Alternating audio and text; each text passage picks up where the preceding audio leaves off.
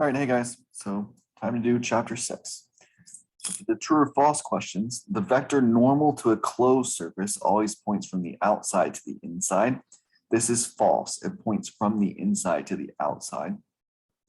The electric flux through an open surface is always 0. This is false. Depending on the surface and the electric field, it could be any number. For an open surface, the normal vector cannot be uniquely specified. That is true. So for an open surface, you could have the normal pointing one way or pointing exactly the opposite way. So there's two possible vectors that you could choose to be the normal vector, and both are equally valid. Gauss's law can always be used to find the electric field. This is false. Gauss's law can only be used to find the electric field in cases of high symmetry. If the electric flux through a closed surface is 0, that means the electric field must also be 0. That is false. You can only use Gauss's law to find the electric field if you have a whole bunch of symmetry. The amount of electric flux passing through an open area is dependent on the way the surface is oriented. That's true. You'll have the most flux if it's oriented such that the normal is along or counter along the electric field. And you'll have less and less flux as you rotate away from that point. You'll have actually 0 flux if the angle between the normal and the electric field is 90 degrees. And the electric field inside of a conductor in electrostatic equilibrium must be perpendicular to the surface. That is false. The electric field inside of a conductor in electrostatic equilibrium has to be 0. All right, let's move on to the short answer. What is the electric flux through the closed surface displayed below? Well, Gauss's law tells us that the amount of flux through a closed surface is equal to the amount of charge enclosed inside of that surface divided by epsilon naught. So if we look at our surface here, it only encloses this 2 microcoulomb charge. So all of these charges outside do not contribute to the flux at all. So remember, any field lines coming out of these that will enter this area, but they will also leave it. So if you have the same number entering as leaving, they don't contribute. And so here, the flux is just that 2 microcoulombs divided by epsilon naught. We could work out this number, but why? All right. Gauss's law is useful for what types of symmetries? It's useful for planar symmetry, spherical symmetry, and cylindrical symmetry. What is the form of the electric field outside of a spherically symmetric charge distribution? Well, as long as you're outside of the place where there's charge, a spherically symmetric charge distribution produces an electric field that is identical to a point charge located at the origin of the sphere, at the center of the sphere. What is the electric flux through a square of side length S due to a constant electric field if the vector normal to the surface is at an angle theta relative to the electric field? Well, let's draw this. All right, so we have some square of side length S, and we have it's normal, it points normal to the surface. So this is at every single point along this square. And we say our electric field is constant, and that's at an angle of theta relative to the normal. So this is theta. All right, so we have a flat area and a constant electric field. That means the flux can be rewritten as the electric field dotted with the area, which is the same as the magnitude of the electric field times the area times cosine of the angle between the normal and the electric field. Okay, so in our case, this is whatever the magnitude of the electric field is times the area. You have a square here, so it has an area of S squared times cosine of the angle between the normal and the electric field. That's exactly the angle we were given. This is cosine of theta. If we were given a different angle, then we might have to find the angle here. But luckily our problem gave us the angle that we needed directly. All right. So two different spheres are shown in the picture below, and both are centered on the charge little q. Which has more flux passing through it? Well, the flux through a closed surface is equal to the amount of charge enclosed divided by epsilon naught. And both of these spheres enclose the same amount of charge, little q. So they both have the same amount of flux. Another way we can see that is, remember, the flux is related to the number of field lines that pass through a surface. So if we have our charge here, let's assume it's positive. It has field lines that look like this.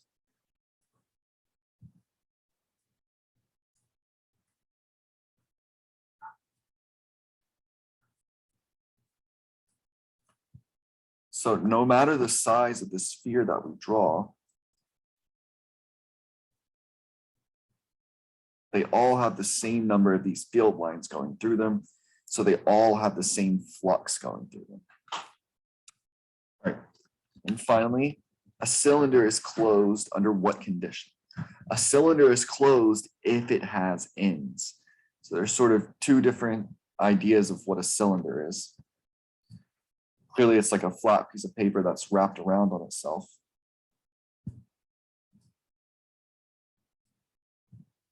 Like this.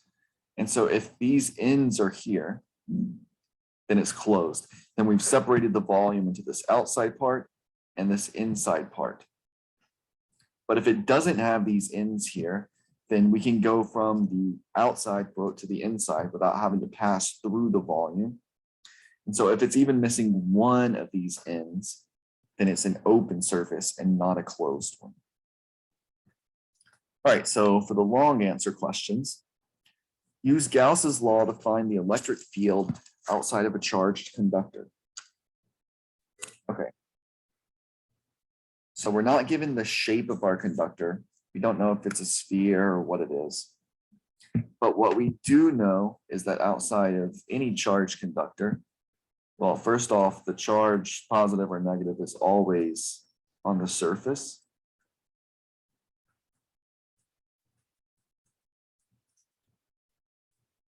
And the electric field is always perpendicular to the surface at every point. I'm not going to draw all these lines, but everywhere on the outside is perpendicular. And so to find the electric field outside of it, we just zoom in. So you can imagine if we zoom in on this part here, I'll draw it this way, then we have something that looks like this. So our electric field here is everywhere perpendicular.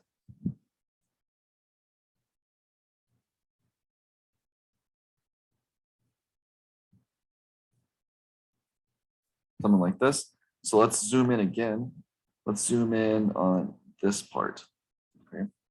So if we zoom in on this part, this looks completely flat, right? If we can always zoom in far enough to where it looks flat. And so if we have this flat little piece of the area here, then the electric field points perpendicular to it. Okay. So we have this electric field that points perpendicular to our surface, and we've zoomed in so much that it's flat. So this looks a lot like planar symmetry.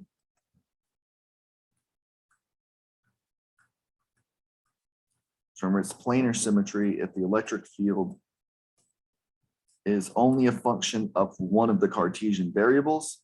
So maybe this is z, so this is the z direction, and it's in that direction.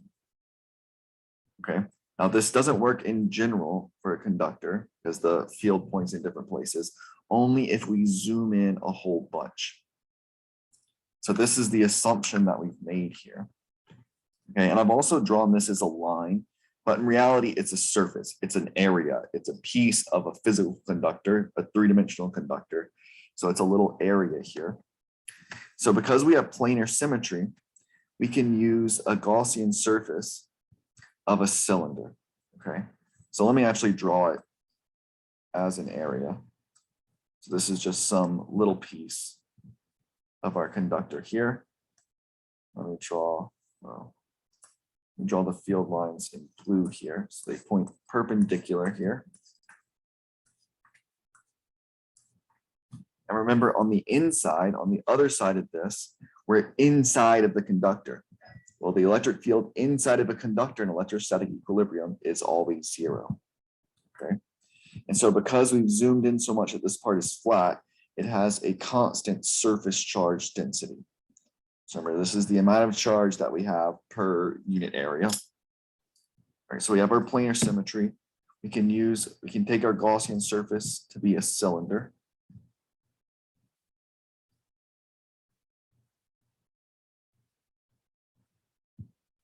Okay, so our cylinder has one end sticking out of the conductor, it has one end sticking in, and it intersects on this circle.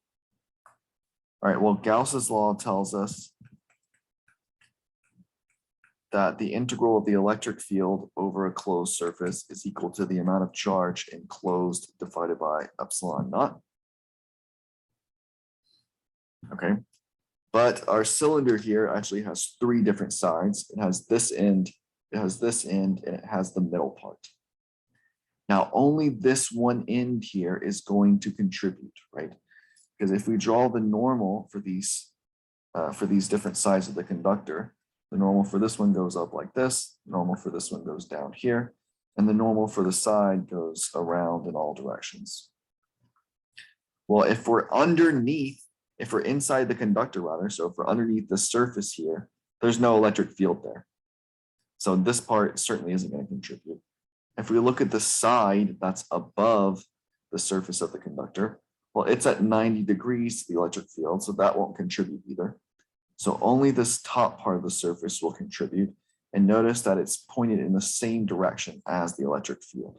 So that means I can rewrite this as just the magnitude of the electric field times the area of this little piece, which is pi r squared if this thing has a radius r.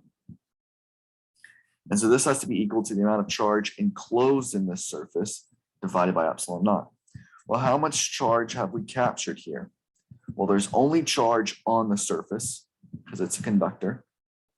And so the only place that there's charge inside of our surface is where it intersects with the surface. Okay, so because our sigma is constant, this is the amount of charge per area. The amount of charge captured is this sigma times the area of this circle. But this is a cylinder, so that it has the same area as this top circle, also pi r squared. And then we have to divide by epsilon naught. Okay, well, clearly our pi r squareds are going to cancel. And our electric field, the magnitude of our electric field is sigma over epsilon naught. In what direction does it point in? It always points perpendicular to the surface. Okay. So if we knew this was in the XY plane, for instance, we could say this was in the Z direction. But only for this little piece. If your whole conductor is weirdly shaped, then it's just going to point perpendicular to it at every point. All right. Okay. Whoops. So our next question says, using Gauss's law, find the electric field outside of an infinite line charge of constant linear density lambda. All right.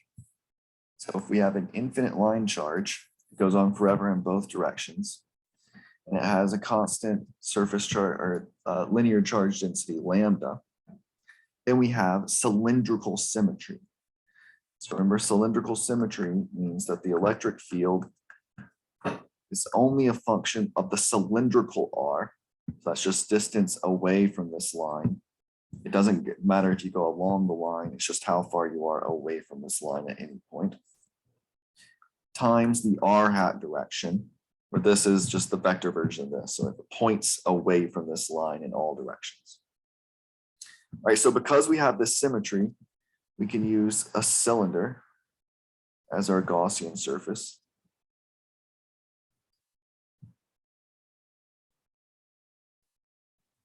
So maybe it has radius little r, it has length L. Okay. Well, what do the normals look like here? I'll draw this in green. Well, the normal for this middle part of the cylinder points out like this, away from the cylinder. On this part, it would be coming out of the screen. On the other side, it would be going into the screen, etc. And then for the ends, the normals point like this, right? And that's where all points here. Okay, but our electric field points either away from the line or toward the line, depending on if lambda is positive or negative. And so these ends here are not going to contribute. So our total flux looks like this, but this dot product will be 0 for the ends. So we only have to worry about the main part of this actual surface part. So because of the symmetry, this is equal to the magnitude of the electric field times the area. And what's the area of this middle part? Well, it's the length of this circle times the length this way. So this is 2 pi r times L. Okay. And thanks to Gauss's law, this is equal to the amount of charge enclosed divided by epsilon naught. So how much charge have we enclosed? Well, we only care about the charge that's inside of our surface here. So we only care about this part of the line that's inside of our cylinder. So that's of length L. And this is the charge per unit length, and it's constant. So we have exactly lambda times L charge. We still need to divide by epsilon naught. So we can solve for our electric field then, or for the magnitude of our electric field at least, by just dividing here. So notice our L's cancel. We have 1 over 2 pi epsilon naught times lambda over r. Okay. And because of our assumption here, we can put the vector part back in by saying it's in the r hat direction. So if lambda is positive, it points away from the line. If lambda is negative, it points towards the line in all directions. Okay, easy enough. Our next one says, find the electric field everywhere for a charged sphere of constant volume charge rho. All right. So we have a sphere here. I don't say that maybe it's of radius. That's bad. It's of radius capital R, and all of it is charged. So the outside and the inside is charged. It has a constant volume charge of rho. Okay, so this sphere splits up the world, splits up the universe into 2 regions, inside the sphere and outside. So we need a Gaussian surface that's inside of it to find the electric field inside. So maybe it's of radius little r. Right? So Gauss's law tells us that the flux through our closed surface here is equal to the amount of charge enclosed divided by epsilon naught. We clearly have spherical symmetry here. So this integral is just equal to the magnitude of our electric field times the area of our surface. The area of our sphere here is 4 pi little r squared. This is equal to the amount of charge enclosed divided by epsilon naught. So how much charge is enclosed in our sphere here? Well, we have a constant volume charge density. So how much charge is in here? It's just our volume charge times the volume that we're interested in. So this is 4 pi r cubed over 3 times rho. This is the amount of charge enclosed. And we still need to divide by epsilon naught. Okay, so when we divide here, we'll see that the 4 pi's will cancel, 2 of the r's will cancel. We'll find that the magnitude of our electric field is what? Rho r over 3 epsilon naught. And just like before, because of our spherical symmetry, I can put the direction in. It's in this r hat direction, so radially away. So notice it's an increasing function of r, and this is for when r is less than capital R.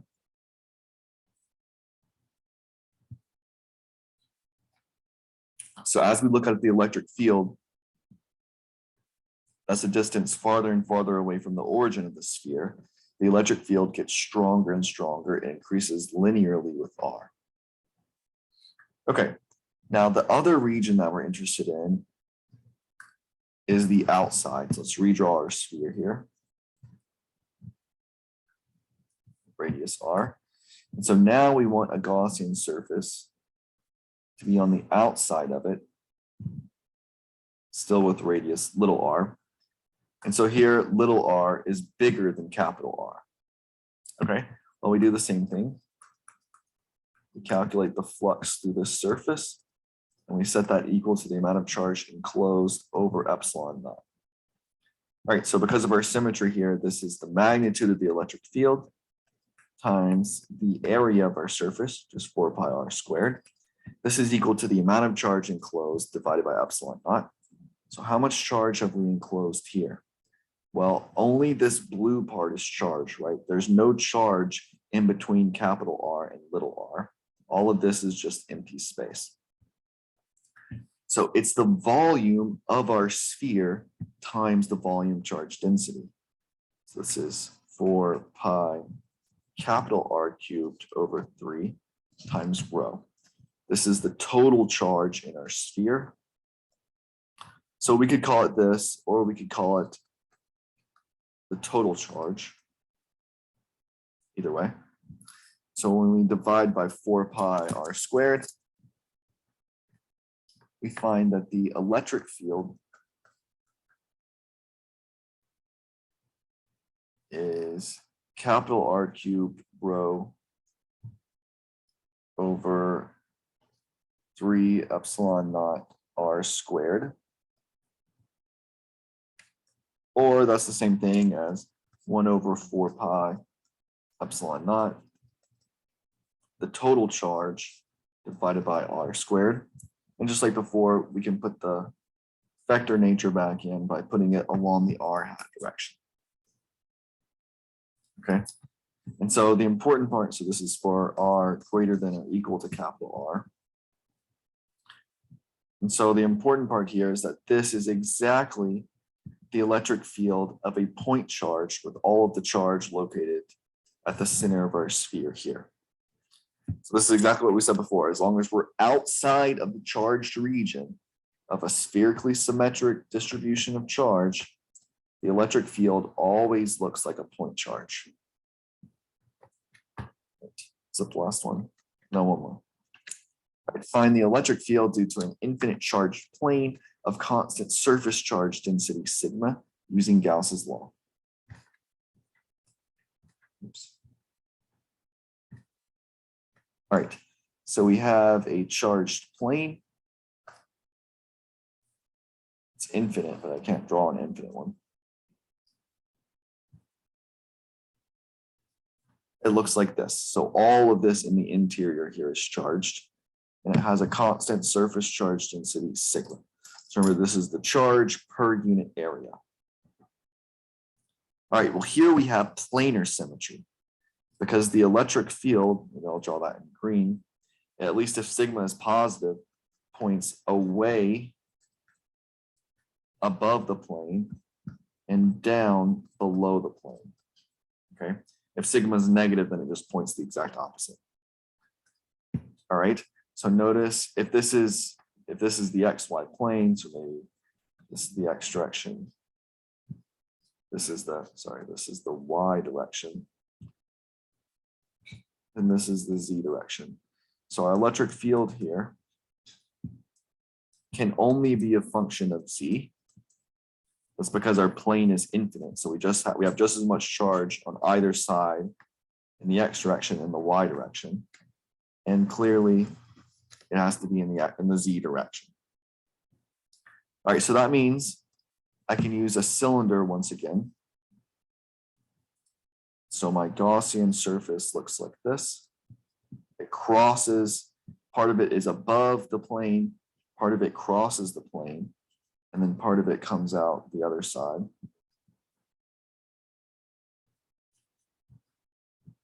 This is supposed to be out the other side of the plane. So this is the actual intersection part. Okay, so once again, only these ends are going to contribute here. The normal here points up, the normal here points down, the normal in the middle part points like this. Well, this is at 90 degrees to the electric field, so we only have to worry about these ends. And so the total flux through this cylinder is equal to just the flux through this bottom part. Maybe this is 1, the surface is 1, the surface is 2, plus the flux through this top part. Okay, well, our electric field is only a function of z, and both of these circles are at a constant z. So this is equal to the magnitude of the electric field times the area, and the magnitude of the electric field times the area down here. So notice that the electric field and the normal point in the same direction above and the same direction below the plane. So both of them will give positive contributions. So we have the magnitude of the electric field. By the way, if these are at the same height above and below, then we have reason to believe that the magnitude of the electric field should be the same there, right? This is z equals 0. E is only a function of z. It should be symmetric about respect of this thing. So from our first one here, we have the magnitude of the electric field times the area of this circle, which is pi r squared, plus the magnitude of the electric field times the area of the bottom circle, which of course are the same. So all of this is equal to the amount of charge enclosed by our surface divided by epsilon naught. Well, you have a constant surface charge sigma. So the area or the amount of charge captured in here is the area of this circle where we intersect with the plane, this red circle that I've colored in, times sigma. So that's sigma times pi r squared. We have to divide by epsilon naught. All right, so these are the exact same term. They can add together. And notice that the pi r squareds will cancel. So the magnitude of our electric field is sigma over 2 epsilon naught. The 2 comes from the fact that we have 2 of these here. So when we add them together, we'll have a 2. And we can also figure out the direction.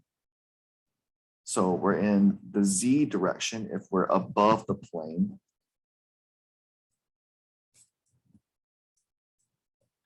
And we'll be going in the negative z direction if we're below the plane,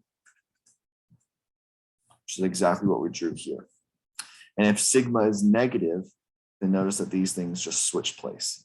If sigma is negative, then the electric field points toward it from above and toward it from below. So that would be the negative z direction from above and the positive z direction from below. All right.